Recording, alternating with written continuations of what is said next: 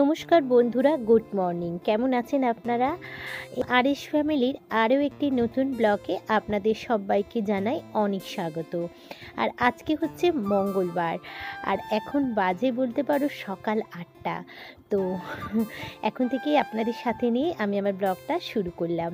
তো এখন একটু ঠান্ডা পড়ে গেছে, বুঝতেই পারছো যে বেলাটা কিন্তু অনেক ছোট হয়ে গেছে। সকাল থেকে এই সমস্ত কাজকর্ম মোটামুটি গুছিয়ে নিয়ে কিচেনে চলে এসেছি, আর কিচেনের এই যে সকালবেলার টিফিনটাই বানাচ্ছি। তো আজকে আপনাদের সাথে শেয়ার করব শীত পড়তে ডেলি রুটিনের পরিবর্তন করে কিভাবে আমরা নিজেদের জন্য অনেকটা সময় বের করব। মানে আমরা যারা বাড়ির হাউস মেকার, আমরা যারা ঘরে কাজ করি, ঘরের সংসারটাকে সামলাই, তাদের কথাই আর কি বলছি, হাউসওয়াইফ। তো আমরা সবসময় চাই যে সংসারের এত সমস্ত কাজকর্ম গুছিয়ে আর কিভাবে নিজেদের জন্য সময় বের করব। তো সেটাই আজকে আপনাদের সাথে শেয়ার করব। তো তোমাদের সাথে কথা বলতে বলতে দেখো এখানে কিন্তু সকালবেলার টিফিনটা আমার একদম রেডি হয়ে গেছে। আর আজকে যেহেতু দেখো মঙ্গলবার, তো আমাদের বাড়িতে কিন্তু এই মঙ্গলবার আর শনিবারটাই কিন্তু একদমই ভেজ। তো সকালবেলা হাজব্যান্ড যাবে অফিসে, তাই আজকে একটু করলা আর আলু আমি ভাতে দিয়েছি। আর এখানে ফাইনালি রুটিটাও হয়ে গেছে, আর আস্তে আস্তে কিন্তু বেলাটাও হচ্ছে, তাই অফিসের লাঞ্চ বক্সটাও কিন্তু সাথে সাথে রেডি করছি। তো আজকে শশা খেজুর দিয়েছি, আর এই তো রুটিটাও কিন্তু বানিয়ে নিয়েছি। তো ওনার জন্য প্যাক করব, আর আমরাও কিন্তু খাবো। তো মোটামুটি ফয়েল পেপার দিয়ে দেখো, প্রতিদিনই তোমরা যারা আমার ব্লগ দেখো অবশ্যই জানো যে এভাবেই কিন্তু টিফিনের মানে অফিসের লাঞ্চ বক্সটা আমি রেডি করি। তো অনেকক্ষণ হাজব্যান্ডকে থাকতে হয় অফিসে, শুধু মানে খাওয়া দাওয়ার ব্যাপার আছে, তো সেটাই। আর আজকে বানিয়েছি দেখো এখানে ঢ্যাঁড়স পোস্ত, একদম শুকনো শুকনো করে বানিয়েছি, তা না হলে কিন্তু ঢ্যাঁড়স পোস্ত খেতে একদমই ভালো লাগে না। তো সঙ্গে থাকো, আশা করছি ব্লগটা আপনাদের ভালো লাগবে। আর এই যে করলা আর আলুর যে একটা ভর্তা, সেটা কিন্তু একদম ফাইনালি রেডি করে নিয়েছে। দেখবেন গরম গরম ভাতের সাথে না এরকম করলা আলুর ভর্তাটা কিন্তু ভীষণ ভালো লাগে। আর তো দেখো চলছে কিন্তু আমার মর্নিং রুটিন, যেটা কিন্তু সরাসরি আপনাদের সাথে শেয়ার করছি। তার কারণ এই টাইমটা কি বলো তো, আমার কিচেনে ছাড়া আর অন্য কোনো কাজই বলতে পারো নেই। তার কারণ সকালবেলার টিফিন, তার সাথে হাজব্যান্ড অফিসে যাবে, তার রান্নাবান্না, ওনার মানে অফিসের লাঞ্চ বক্স রেডি, ছেলে আছে ওর দুধ, শ্বশুরমশাইয়ের খাওয়া দাওয়া, বলতে পারো সাংসারিক জীবনে সকালটা কিন্তু এভাবেই আমার রুটিনটা চলে। তো এখন কিচেনেই টুকটাক মানে কাজকর্মগুলো করছি, মানে সবটাই বলতে পারো আমাকে খেয়াল রাখতে হয়, কে কখন কি খাবে, কাকে কখন কি টিফিন দেব।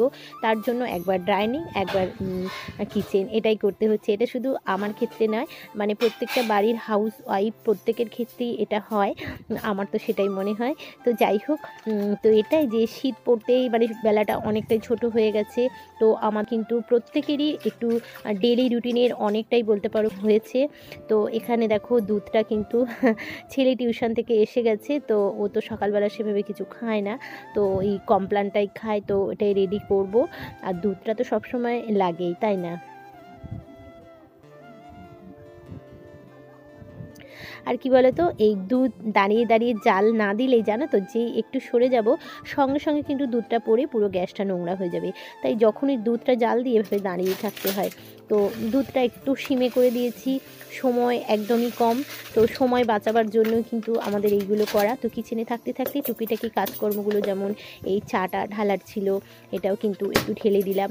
তো এভাবেই কিন্তু টুকটাক করে যদি আমরা কিচেনে থাকতে থাকতে ছোটোখাটো কাজগুলো একটু গুছিয়ে নিতে পারি, তাহলে দেখবে অনেকটা সময় কিন্তু আমরা বাঁচিয়ে নিতে পারি। আমরা যদি ভাবি যে এই কাজগুলো পরে করব, তখন কিন্তু আর ভালো লাগে না। যখন যেই জায়গায় থাকি সেই জায়গার কাজগুলো যদি সেই মুহূর্তে আমরা কমপ্লিট করতে পারি, তাহলে অনেকটা সময় পাওয়া যায়। আর এই তো দেখো একটা ছোট্ট ব্লগই বলতে পারো তোমাদের সাথে আজকে শেয়ার করছি, যেহেতু ডেলি রুটিনের একটু পরিবর্তন। মোটামুটি ওদিকে রান্নাবান্না কমপ্লিট হয়ে গেছে, আর এদিকে দেখো আমি কেটে নিয়েছি পটল, কুমড়ো, আলু আর অনেকটা ছোলা কিন্তু আমি সকালবেলায় ভিজিয়েছি। আর এখানেই তো ঢ্যাঁড়স, যেটা কিন্তু ভাজবো। আর সবজির মধ্যে কী বলো তো, ঢ্যাঁড়স ভাজাটা আমার ছেলে ছোটো থেকেই এত ভালোবাসে।